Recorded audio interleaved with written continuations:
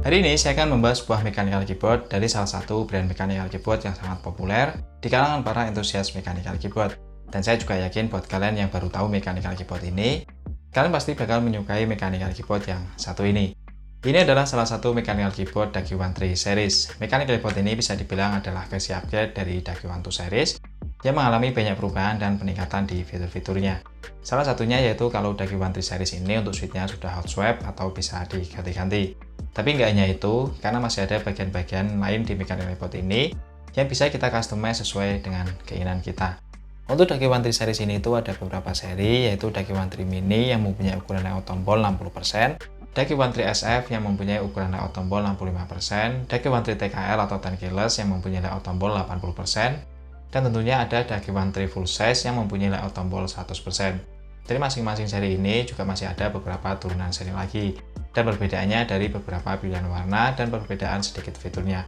Nah, untuk Daki13 series yang saya pegang ini adalah yang Daki13 SF Aura White yang mempunyai form factor 65%. Untuk yang seri SF ini ada yang white biasa. Perbedaannya yang mencolok antara yang SF Aura White dengan yang white biasa terletak dari casing yang digunakan. Kalau yang white biasa casingnya nggak transparan, dan kalau yang Aura White ini casingnya full transparan, mulai dari casing atas dan casing bawahnya. Salah satu ciri khas mechanical keyboard keluaran dari Daki ini, pengalaman saya untuk build quality-nya itu solid, plastiknya tebal, kokoh, dan kalau dipegang itu rasanya rigid banget. Bagian-bagian casing itu terasa nggak ada longgar, dan kalau digoyang seperti ini, nggak ada bunyi-bunyian sama sekali. Memang untuk material Daki13 SF Aura White ini, untuk materialnya menggunakan full berbahan plastik ABS. Tapi seperti yang saya bilang tadi, untuk plastiknya itu tebal dan juga padat. Untuk ketebalan casing plastiknya, di bagian paling tipisnya ketebalannya 0,5 mm, dan di bagian paling tebalnya sampai 1 mm. Untuk sebuah mechanical keyboard, menurut saya ketebalan casing seperti ini jadi salah satu faktor keakustikan sound typing yang akan dihasilkan dari sebuah mechanical keyboard, selain dari pemilihan switch yang digunakan tentunya.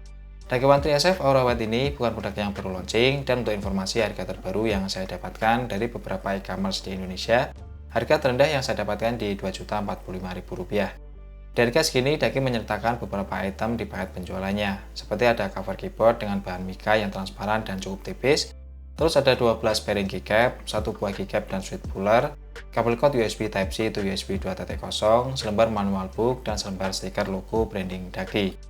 Untuk kabel cordnya ini sudah braided dan cukup panjang dengan panjangnya 182 cm, dan kabelnya ini berwarna putih sama seperti unit keyboardnya. Untuk dimensi sendiri, Daki13 SF Aura White ini mempunyai dimensi 335 x 110 x 40 mm.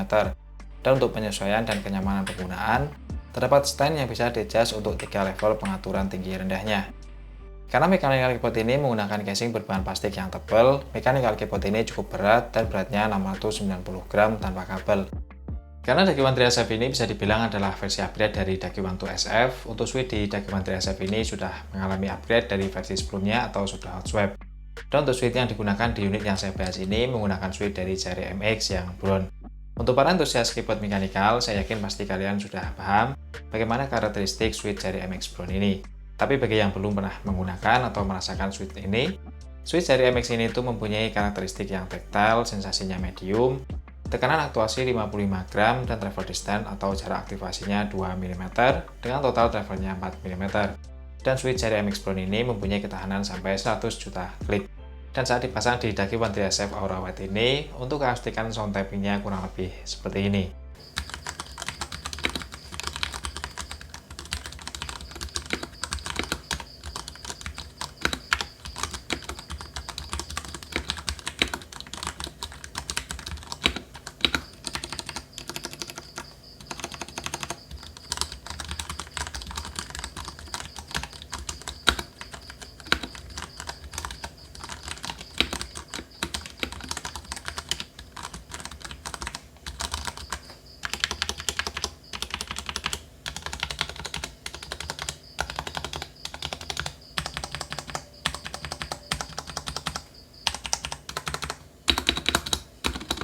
Untuk rattle yang saya rasakan di beberapa tombol besar di Daki13 SF ini juga sangat minim sekali, karena penggunaan stabilizer model wire U di semua stabilizernya. Dan yang perlu kita apresiasi di sini, kalau Daki13 SF ini dijual dengan kondisi stabilizer sudah di loop dari kondisi baru.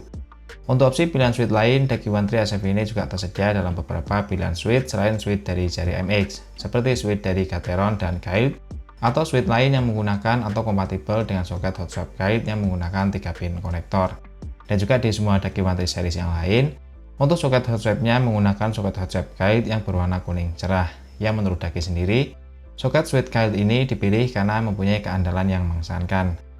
Hal lain lagi yang jadi upgrade di Daki One 3 SF ini adalah penambahan EVA foam di bawah bantalan PCB yang panjang lebarnya hampir sepanjang PCB-nya. Selain itu juga ada penambahan lapisan bantalan karet silikon di antara PCB dan plat atas, yang hal ini akan memberikan pengurangan suara yang lebih baik dan juga pastinya akan semakin menambah dramatisasi suara saat mengetik menggunakan mechanical keyboard ini.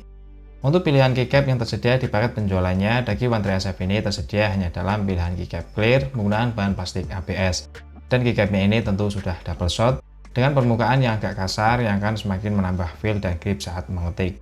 Sedangkan untuk profil keycapnya sendiri, Daki One 3 SF ini menggunakan keycap dengan profil yang familiar di pasaran, yaitu menggunakan keycap dengan profil jari.